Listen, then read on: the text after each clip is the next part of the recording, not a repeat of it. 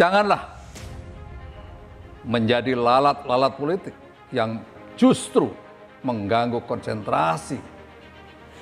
Konsentrasi siapa? Mereka-mereka yang saat ini bekerja keras, bahkan mempertaruhkan hidup. Dia bekerja antara hidup dan mati. Para tenaga medis, para ASN saat ini telah bekerja keras untuk itu semua. Sekali lagi, janganlah menjadi lalat-lalat politik yang mengganggu. Beliau menyampaikan, ini beliau kan orang istana. Terus beliau sampaikan, jangan jadi lalat politik ya, kan tadi kami sampaikan. Ya kan? Lalat itu berkerumunnya dekat bangkai atau dekat sampah gitu. Ya mungkin maksud beliau mau nyindir koleganya sendiri gitu. Di tengah ada masalah, di tengah lagi berusaha mengatasi pandemi, masih ada yang sibuk cari cuan sama pikirin ekonomi. Ya. Membantu ekonomi rekanan misalnya kan, mendadak tahu-tahu vaksin aja belum menyeluruh gitu di Indonesia.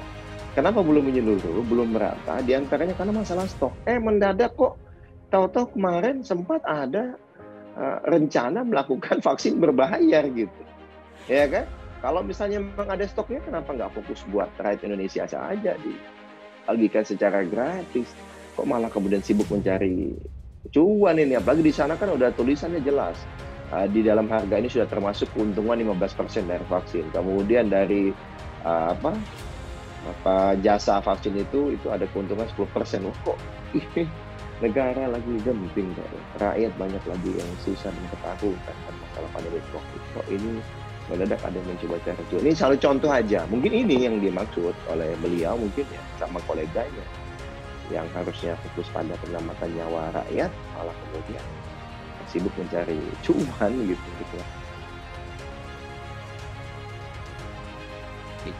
Diksi lalat politik ini banyak menggelitik, tapi kemudian menimbulkan respon di kalangan netizen. Termasuk yang berkomentar adalah politisi dari Partai Demokrat, Rahlan Nasidik, mengingatkan kepada Muldoko dengan cara yang jenaka juga. Dia menyatakan bahwa lalat itu senangnya mengerumuni benda-benda yang berbau busuk dan anyir. Nah, kalau sekarang istana itu sudah dikerumuni oleh lalat, maka berarti ada sampah di istana. Diksi sampah ini sebelumnya pernah diucapkan oleh staf Muldoko, yakni Ali Muchtar Ngabalin. Dia beberapa hari lalu menyatakan bahwa mereka yang mengkritik pemerintah, menganggap pemerintahan gagal, dan kemudian menyerukan agar Presiden Jokowi untuk mundur dari jabatannya, untuk menyerah karena tidak sanggup menangani pandemi, itu sebagai sampah demokrasi. Banyak rakyat yang memang mengkritik, tapi banyak juga di antara mereka yang memberikan solusi, memberikan saran-saran, ya kan? Kita sebut saja untuk yang jelas-jelas dianggap oleh penguasa berseberangan. Ada Dr. Siti Fadilah Supari, ada Dr. Tifa, yang belakangan ada Dr. Louis. Mereka saintis, mereka dokter, mereka paham apa yang terjadi dan mereka memberikan solusi-solusi, tapi bukan diterima, bukan didengarkan, dipakai nasihatnya, justru diberi stempel mereka orang-orang yang menjadi pengganggu. Dr. Siti Fadilah itu mengatakan bahwa nanti tahapan ini akan begini, nanti akan ada jual vaksin dan sebagainya, dan ini ujung-ujungnya vaksin. Kalau Dr. Siti Fadilah Supari mengatakan vaksin Anda tuduh sebagai pihak yang berseberangan, pengganggu dan sebagainya, jauh-jauh hari yang namanya Rika Ciptaning, dia pun dokter dari PDIP, anggota Dewan, juga mengatakan ini nanti ujung-ujungnya jualan vaksin.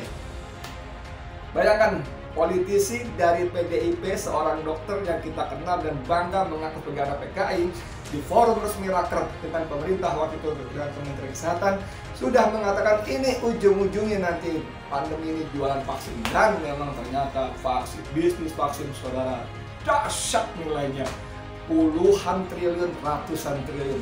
Masya Allah, luar biasa.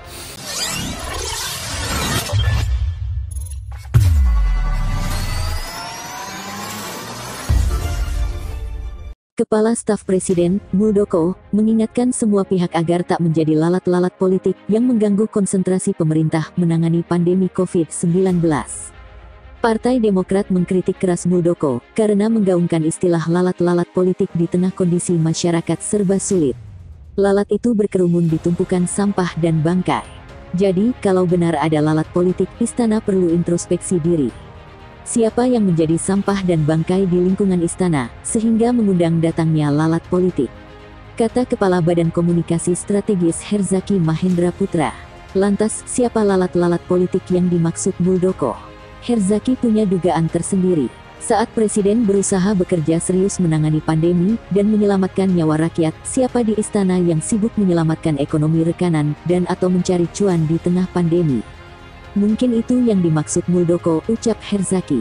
Khusus untuk Muldoko, Herzaki menyarankan agar yang bersangkutan fokus menjalankan tugas dan fungsinya, membantu Presiden Joko Widodo menangani pandemi COVID-19 yang kini semakin mengganas.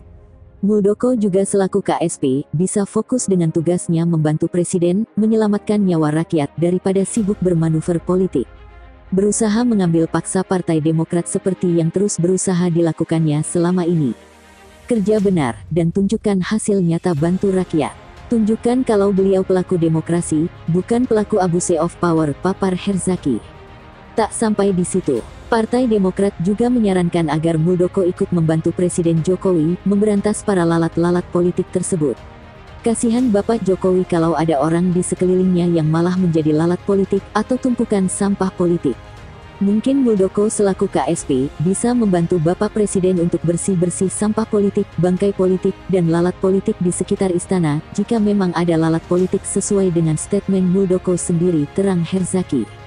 Herzaki mengklaim Partai Demokrat sampai saat ini tetap konsisten membantu masyarakat yang terkena dampak pandemi. Herzaki menyebut kader Partai Demokrat sampai hari ini terus memberikan berbagai bantuan, baik dari segi ekonomi maupun kesehatan. Jejak rekam aktivitas kader kami bantu rakyat banyak tersebar di media sosial dan media massa. Rakyat yang merasakan langsung selama setahun ini pun mengamini kerja dan hasil nyata kami untuk rakyat. Tak perlu banyak janji di media massa, tak perlu pakai influencer, tapi rakyat sendiri yang merasakan dan mengapresiasi kerja nyata kami, sebut Herzaki. Lebih lanjut, Ketua Umum Partai Demokrat Agus Harimurti Yudhoyono prihatin dengan kondisi Indonesia saat ini. Agus Harimurti Yudhoyono menilai pemerintah gagal memitigasi pandemi COVID-19 sehingga membuat oksigen, obat-obatan, dan vitamin saat ini menjadi langka. Kalau pemerintah kemudian gerah dengan kritik kami, itu tanda pemerintah saat ini memang belum optimal dalam membantu rakyat. Masih belum fokus pada penyelamatan nyawa. Masih gamang, entah tidak tahu harus fokus kemana, atau gamang karena ada kepentingan lain yang mesti didahulukan, selain menyelamatkan nyawa rakyat. Padahal seluruh dukungan sudah diberikan kepada pemerintah selama setahun lebih pandemi ini, pungkas Herzaki.